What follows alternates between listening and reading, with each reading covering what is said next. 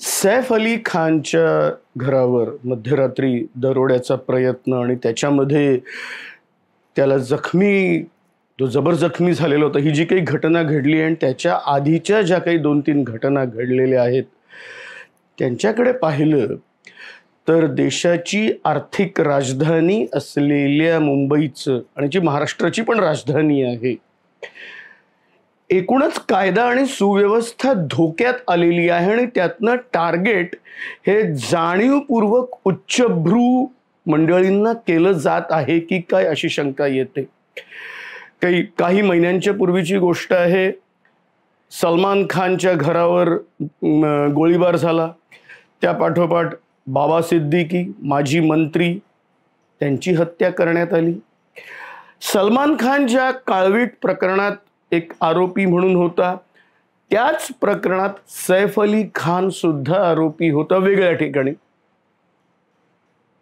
आता त्याचा काही संबंध आहे असे अनेक प्रश्न त्याच्यातनं येतात।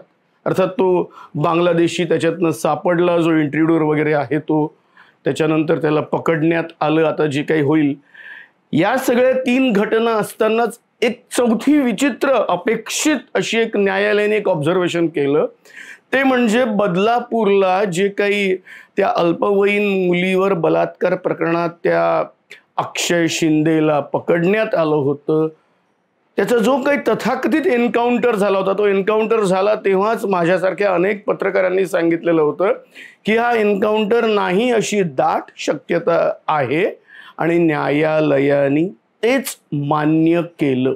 मी त्याचाही संबंध या 3 घटनांशी याच्याकरता जोडतो की एकूणच कायदा आणि सुव्यवस्था हे मुंबईत आहे की नाही असा प्रश्न निर्माण होत आहे। प्रश्न हा आहे, इतके सगळं ऑब्झर्वेशन होऊन सुद्धा, म्हणजे सैफ अली खानच्या घरावर हल्ला झाला, त्याच्यात तो जबर जखमी झाला, ठीक आहे, तर तो बाहेर आलेला आहे। अक्षय शिंदेचं एन्काउंटर खोटं आहे असं सांगण्यात आलं। एक दुर्दैवाची गोष्ट दिसते आहे, सध्याचे राज्यकर्ते कायदा आणि सुव्यवस्था या विषयावर आणि पर्टिक्युलरली मुंबईत या घडणाऱ्या घटना यावर काही भाष्य करून त्याच्यावर काही ठोस कारवाई हे करण्यापेक्षा किंवा यावर एखादं स्टेटमेंट देण्यापेक्षा या मंडळींचं लक्ष याहून महत्त्वाचं त्यांच्या दृष्टीने ते म्हणजे 36ही जिल्ह्यांचे पालकमंत्री आणि त्यांच्यात पालकमंत्री पदाकरता होणारी भांडणं, चढाओढ, कोणाला सॅटिस्फाय केलं, कोणाला दूर केलं, या विषयावर स्टेटमेंट्स येत आहेत। आणि माझ्या दृष्टीने मुंबईची कायदा आणि सुव्यवस्था हा मुद्दा मात्र पूर्णपणे जणू काही इग्नोर केला जातो। आता माझा इग्नोर हा शब्द राज्यकर्त्यांना कदाचित आवडणार नाही, ते असं म्हणतील की नाही आमचं पोलीस खातं काम करतंय, त्यांनी लगेच कृतिशीलपणा दाखवत त्यांनी सगळं पकडलं वगैरे। सलमान खान एक टॉप सुपरस्टार, एक सेलिब्रिटी, बाबा सिद्दीकी माजी मंत्री, 3 वेळा आमदार राहिलेले, आणि आता सैफ अली खान जो एका संस्थानिकाचा वारस, त्याच्यामुळे एक प्रकारे हे हायफाय लोकांनाच टार्गेट करण्याचं एक सत्र तर निर्माण झालेलं नाहीये क्राईम वर्ल्डमध्ये।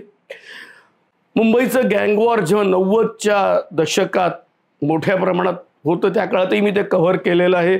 जेव्हा दाऊद आणि गवळी वगैरे गँग्स होत्या, अमर नाईक वगैरे गँग, त्या काळातही कव्हर केलेलं आहे। त्या काळात सुद्धा अशीच काहीतरी स्टर्न ॲक्शन घेऊन शेवटी ते कमी करण्यात आलं, हळूहळू त्याच्यातला सगळा जोर संपवण्यात आला। आज काही तशाच एखाद्या ॲक्शनची गरज आहे। मला असं दिसत आहे की अजून तरी त्या दृष्टीने आम्ही काही ठोस पावलं उचलू। ही जी कोणती लॉरेन्स बिश्नोई गँग आहे, ज्याला या 3 घटनांच्या पैकी 2 घटनांना आजही जबाबदार मानलं जात आहे, म्हणजे सलमान खानच्या घरावरील हल्ला आणि बाबा सिद्दीकींची हत्या, तो कुठे साबरमती जेलमध्ये आहे की तिहार जेलमध्ये, तिथे बसून सगळं ऑपरेट करतो। केंद्रातही भाजपचंच सरकार, महाराष्ट्रात भाजपचंच सरकार, गुजरातमध्येही भाजपचं सरकार, तरीही पण या इश्यूवर ते का नाही काही निर्णय घेऊ शकत? प्रश्न हा आहे की जर हायफाय लोकॅलिटीमध्ये अशा घटना घडतात तर मध्यमवर्गीयांची अवस्था काय असेल?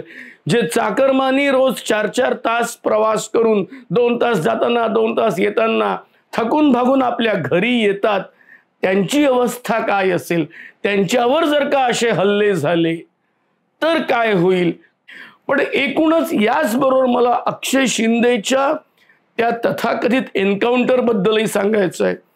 त्यावेळेस ते एन्काउंटर झाल्यानंतर अनेक पत्रकारांनी, ज्यात मी सुद्धा यूट्यूबवर एका सांगितलेलं होतं की हा एन्काउंटर वाटत नाही आहे, अशा प्रकारच्या घटना या पूर्णपणे थांबवल्या पाहिजेत. ते फेक एन्काउंटर हे एखाद्या चित्रपटात ठीक असतं, मग मुळात हे या फेक एन्काउंटर घडल्याच कशाला? कोणाचं पाप लपवण्यासाठी तर या केलेल्या नाहीयेत, कोणाच्या चुका लपवण्यासाठी तर या केलेल्या नाहीयेत. आणि गुन्हेगारांना शासन देण्याचा अधिकार हा कोर्टाला आहे, तो पोलिसांना नाही, राज्यकर्त्यांना सुद्धा नाही, तो न्यायालयाला आहे. आणि न्यायालयाचं काम न्यायालयाला करू द्यावं. आपल्या हातात कायदा घेऊ नये. अर्थात त्या पोलिसांवरही कारवाई होईल, पण खरोखर कोणाची तरी चूक लपवण्याकरता जर का ही फेक एन्काउंटर केलेली असेल तर त्याच्याही मागचं सत्य शोधून काढलं पाहिजे. आणि मला असं वाटतं देवेंद्र फडणवीस एक गृहमंत्री म्हणून या सर्व घटनांचा ते एकत्र विचार करून यावर ठोस कारवाई त्यांनी करावी.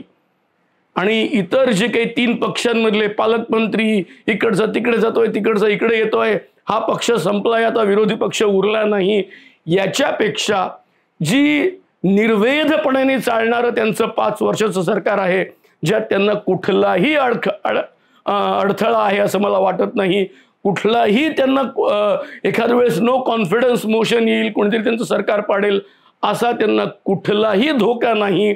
त्यांचं सरकार अगदी पूर्णपणे 5 वर्ष करू शकतं. त्यांनी सरकारकडे, पक्षाकडे न पाहता ॲडमिनिस्ट्रेशनकडे जरा पाहावं. आणि पर्टिक्युलरली लॉ अँड ऑर्डर, आणि ते सुद्धा देशाच्या आर्थिक राजधानीतलं, म्हणजेच अर्थात महाराष्ट्राची सुद्धा राजधानी, तिथली लॉ अँड ऑर्डर आणि पर्टिक्युलरली हायफाय लोकॅलिटीजमध्ये ज्या घटना घडल्या त्यांच्यावर त्यांनी त्यांच्या सिक्युरिटीच्या, केवळ हायफाय नाही तर अगदी कॉमन मॅनच्याही सिक्युरिटीच्या दृष्टिकोनातून त्यांनी विचार करावा अशी अपेक्षा.